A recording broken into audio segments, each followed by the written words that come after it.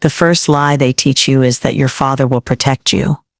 The second is that monsters live under the bed, not at the kitchen table.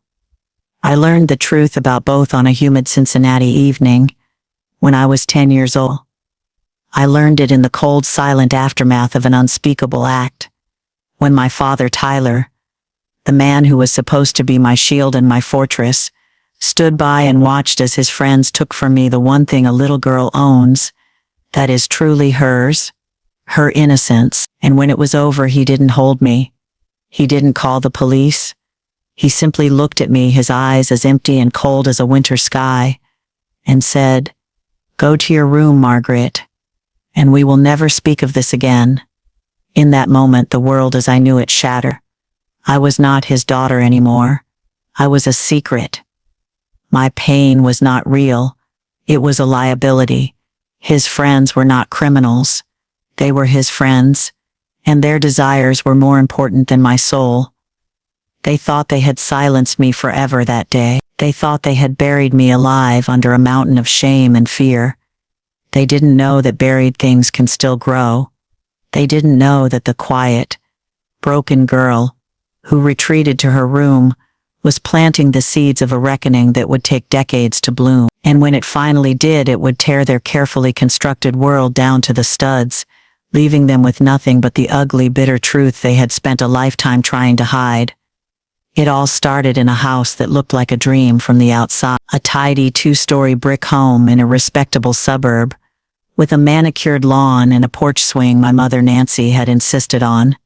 My mother was a woman who worshipped at the altar of appearance. Our home had to be spotless, our clothes perfectly pressed, our smiles bright and unwavering for the neighbors and for the congregation at our church. Her love was a currency, dispensed as a reward for compliance, and withdrawn as a punishment for any deviation from the script she had written for our lives. My father, Tyler, was the sun around which our family revolved. He was handsome, charismatic, a man's man who hosted poker nights in our basement and coached the local Little League team. He was a god in our home, and my mother was his most devout worshiper. His word was law, his comfort was paramount, his needs and the needs of his friends superseded all else. I was a quiet, bookish child, a ghost in the vibrant, noisy world my father created. I learned early on to make myself small, to be unobtrusive. I learned to read the subtle shifts in the emotional atmosphere of our home, to know when to speak and when to disappear. I was a student of my own survival, and the primary lesson was silence. The friends were a constant presence in our home. They were a loud, boisterous group of men who smelled of stale beer and cheap cigars. They would gather in our basement for their weekly poker games, their laughter and shouts echoing up through the floorboard. My mother would prepare elaborate trays of snacks for them, her famous meatloaf sliders, bowls of grits, an endless supply of beer, and then she would retreat upstairs, leaving me and my younger sister Monica to fend for ourselves. She called them Tyler's boys, her voice full of a fond, wifely pride. I called them the monsters. Even as a small child, I felt a deep, instinctual revulsion towards them. There was something in the way they looked at me, a gleam in their eyes, that made my skin crawl. There was a casual cruelty in their teasing, a possessiveness in the way they would ruffle my hair or pat my shoulder. My mother dismissed my discomfort as shyness. "Don't be rude, Margaret," she would scold. "Say hello to your Uncle Bill." He wasn't my uncle. None of them were. They were my father's friends, and I was just a part of the scenery in his kingdom, a small, insignificant object in a world that belonged to them. I see now that the groundwork for that terrible evening was laid long before it ever happened. I was raised in a house where a man's desires were paramount, where a woman's comfort was secondary, and where a child's fear was an inconvenience. I was raised to be silent. I was raised to be accommodating. I was raised to be a good girl. And on that humid Cincinnati evening, I learned what being a good girl in my father's world truly meant. The night it happened was a poker night, just like any other. The house was filled with the loud, boisterous sound of my father and his friend. The air was thick with the smell of cigar smoke and spilled beer. My mother,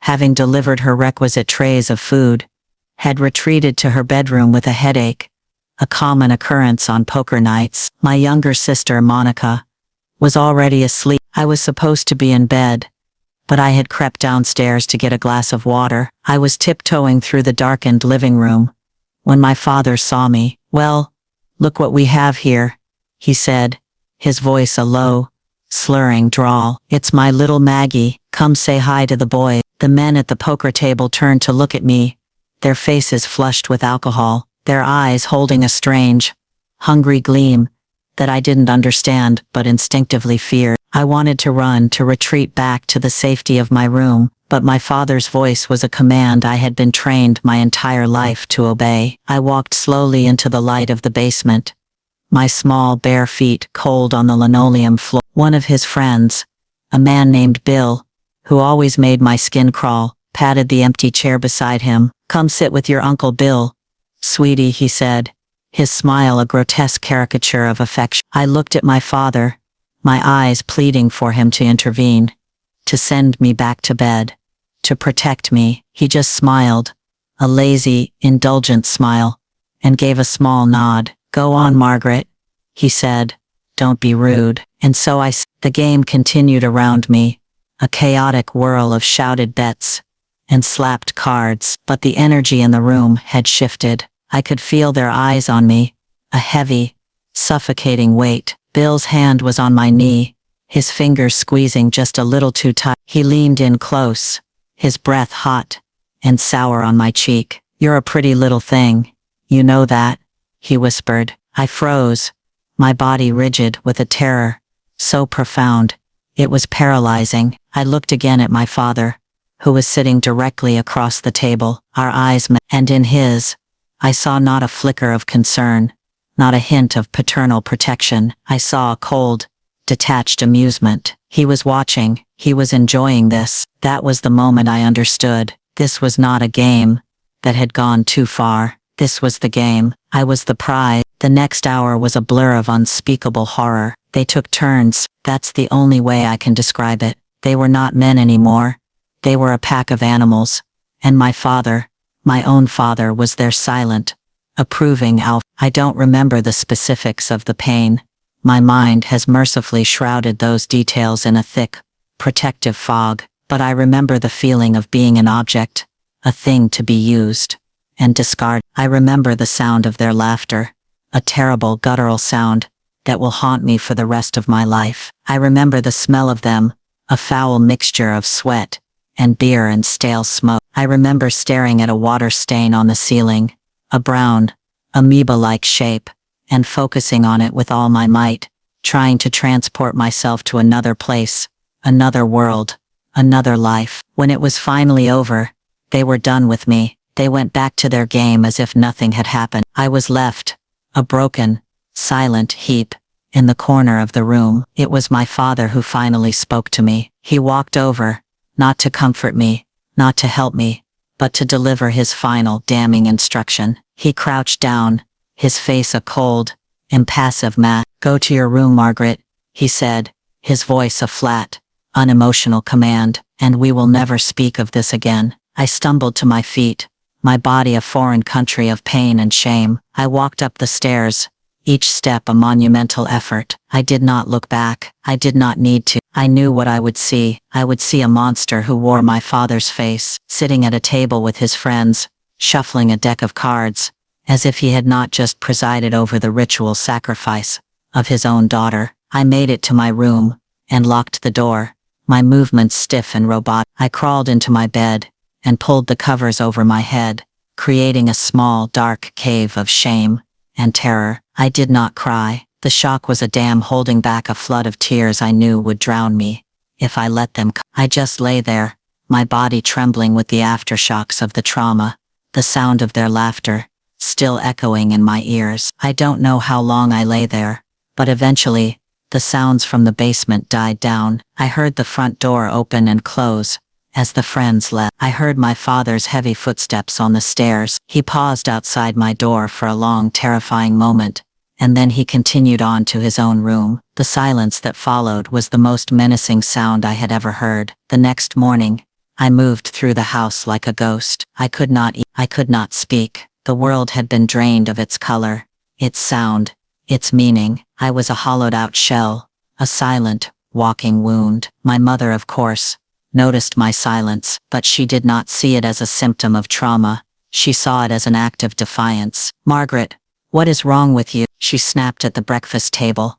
"You haven't said a word all morning. Are you sulking about something?" I couldn't look at her. I couldn't look at him. I just stared at my uneaten plate of grits, the food a tasteless, pulpy mass in my mouth. My father answered for me, his voice a smooth, casual lie. "She's just being a moody preteen, Nancy," he said, reaching for the paper. "She'll snap out of it." But I didn't snap out of it. The days that followed were a waking nightmare. I was a prisoner in a house with my abusers, forced to participate in the charade of a normal, happy family. I had to sit at the dinner table with the man who had watched me be destroyed. I had to endure his casual touches, his fatherly pats on the shoulder, each one a fresh wave of violation. I had to listen to my mother, praise him, dote on him, defend him, all while the secret of his monstrousness screamed in the silence between us. The house itself became a landscape of terror. The basement was a place I would never enter again. Every creak of the floorboards,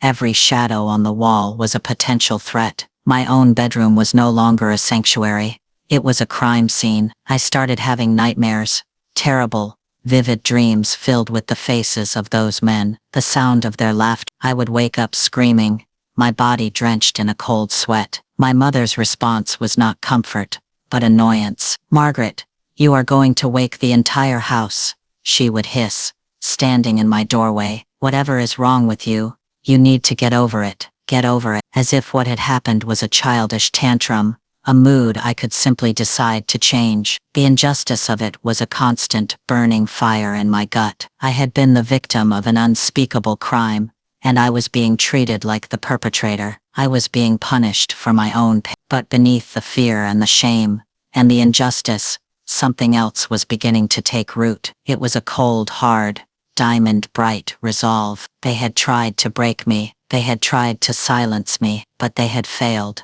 They had underestimated me. They did not know that the quiet, broken girl they saw was a survivor, and I would survive this. I would find a way to make them pay. I didn't know how and I didn't know when, but I knew with a certainty that was as deep and as real as my pain, that one day, I would have my revenge, and it would be as cold, and as quiet, and as devastating, as the crime they had committed against me. The years following that night were a masterclass in survival. I built a fortress around myself, a wall of silence and compliance, so high and so thick that no one could get in. I became the perfect daughter, the perfect student, a ghost in my own life. It was a performance, a long, exhausting, soul-crushing performance, but it was the only way I knew how to stay safe. My father and his friends never touched me again. My silent, broken compliance seemed to be enough for them. They had gotten what they wanted. They had established their power. Now they were content to let me live in the cage they had built for me. My mother continued to be his most loyal and effective ward. She policed my clothes, my friends, my very thoughts. I was not allowed to go to sleepovers. I was not allowed to go to school dances. I was not allowed to have a life outside the walls of our perfect brick house. She was terrified of what I might say, of the secret I might reveal if I was ever out of her sight. School became my only refuge. I poured all of my energy, all of my pain, all of my rage, into my studies. I excelled, graduating at the top of my class. I earned a full academic scholarship to a university in Chicago, a city blessedly, gloriously, far from Cincinnati. My departure was a relief for everyone. They were glad to be rid of the silent, walking accusation that I represented, and I, for the first time in my life, was free. College was a rebirth. It was a world where I could be anyone I wanted to be. I chose to be Margaret, a quiet, serious, brilliant student of finance. I was drawn to the clean,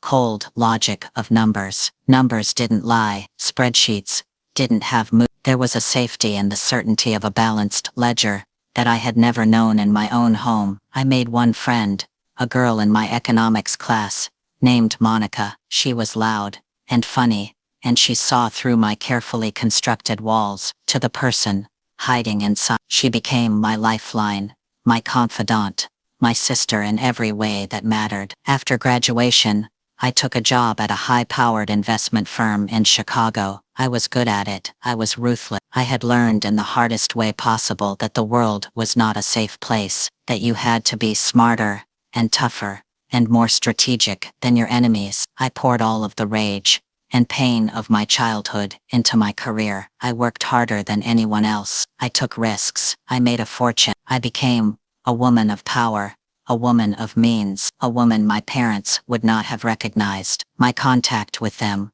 was minimal, a perfunctory phone call on holidays, a sterile impersonal card on their birthdays. They knew I was successful. They saw the expensive clothes I wore on my rare visits home, the nice car I drove, and they were, in their own twisted way, proud. My success validated them. It proved that they had been good parents, that their difficult daughter had turned out all right after all. They had no idea that my success was not a testament to their parenting.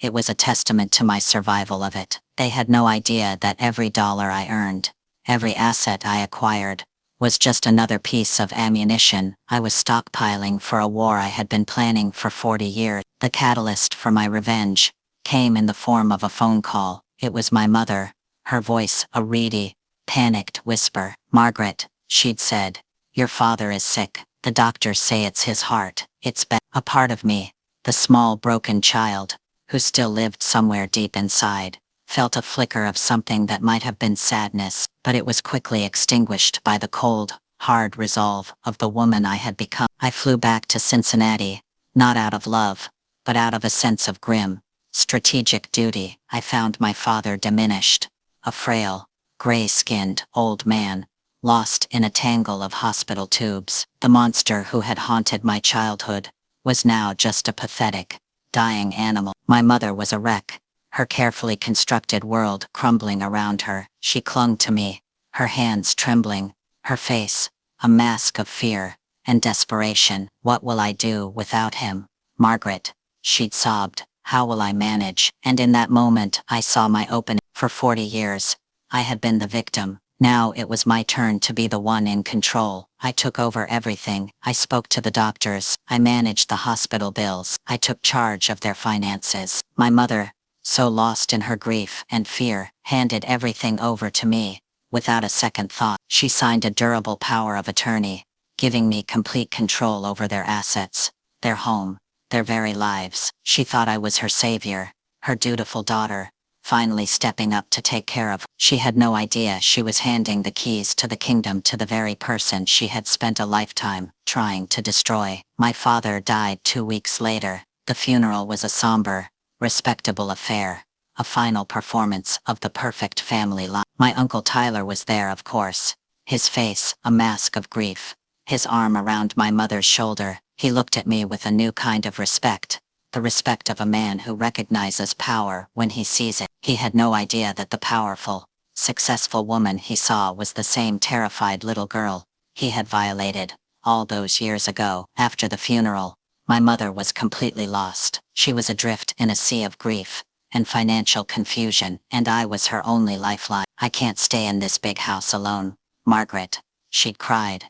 "You have to help me." And so I did. I helped her. I told her the best thing to do was to sell the house, to downsize, to simplify. I told her I would handle everything. She agreed, grateful, relieved. She trusted me completely. The house, the scene of my greatest trauma, the symbol of their monstrous betrayal, was sold in less a month. The proceeds were deposited into the joint account that I now controlled completely. The first phase of my plan was complete. The kingdom they had built on my pain had been liquidated. Now it was time for the final devastating act of a revenge, 40 years in the making. After the sale of the house, I moved my mother into a small, elegant, and very expensive assisted living facility in a quiet suburb of Cincinnati. It was the kind of place she had always dreamed of, with manicured gardens, a formal dining room, and a staff that catered to her every whim. She loved it.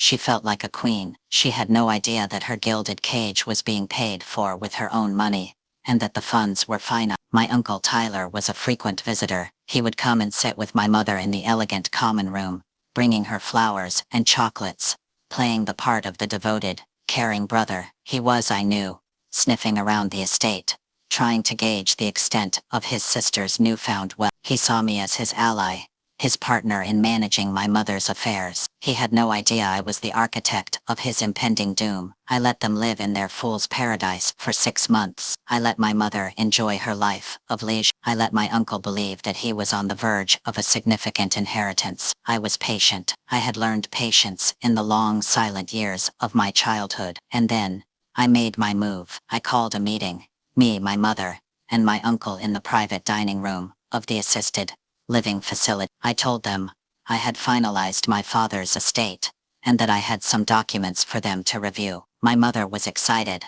My uncle was practically vibrating with greed. I laid a single folder on the table. Inside was not a will, not a trust fund, but a single meticulously detailed document. It was a civil lawsuit, a lawsuit, filed by me, Margaret Davis, against my mother, Nancy Davis, and my uncle Tyler Miller. The charges were clear: conspiracy to conceal a crime, infliction of emotional distress, and aiding and abetting in the abuse of a minor. The lawsuit detailed every instance of abuse I could remember, every cruel word, every act of neglect. It included a sworn affidavit from a therapist I had been seeing for years, a woman who had helped me piece together the shattered fragments of my memory. And it demanded a single thing: every penny of my father's estate, as punitive damages for a lifetime of pain. They stared at the document, their faces a mask of stunned disbelief. My mother was the first to speak,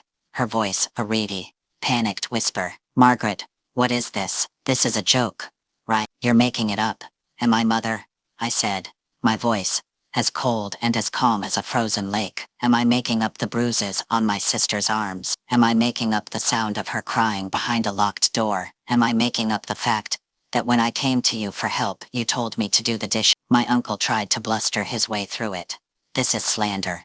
This is extortion. You have no proof." "Actually, I do," I said, sliding a second folder across the table. Inside were the notarized confessions of 2 of my father's other poker buddies, men I had tracked down over the years, men whose own lives had been ruined by their own demons, men who were finally, in their old age, willing to tell the truth in exchange for a quiet, comfortable retirement, funded by a small, anonymous trust I had set up. Their signed, sworn statements detailed the events of that night, and many other nights in excruciating detail. They named my father, and they named him. My uncle's face went white, the color drained from his face, leaving behind a pasty, gray mask of pure terror. He was not a charming, powerful man anymore. He was just a pathetic, aging predator, caught in a trap 40 years in the making. The legal battle was short and brutal. Their high-priced lawyers were no match for the mountain of evidence I had compiled. The sworn statements from my father's friends were undeniable. My uncle,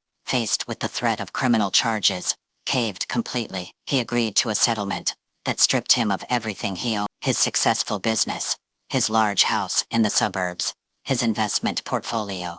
All of it was liquidated to pay the damages outlined in my lawsuit. He was left with nothing but his public shame and his secret guilt. My mother was a more complicated matter. She fought, of course. She continued to insist that I was lying, that I was a vindictive, unstable woman, trying to destroy her family, but her denials were a pathetic, flimsy shield against the avalanche of truth. In the end, she too was forced to settle. The trust I had set up for her medical care was dissolved, the funds transferred to me. She was left with nothing but her small Social Security check, not nearly enough to cover the exorbitant cost of the luxury assisted living facility she had become accustomed to. She was forced to move into a state-funded nursing home, a clean, but sterile institution, filled with the sounds of coughing and the smell of despair. It was a place devoid of elegance, of status, of the appearances she had valued above all else. It was her own personal. The poetic justice of their downfall was not a source of joy for me, but it was a source of a deep, profound, and solemn peace. They had built their lives on a foundation of my pain, and that foundation had finally, irrevocably, crumbled. They had tried to bury me, but they had only succeeded in burying themselves. As for me, I took the fortune I had reclaimed, and I did something with it.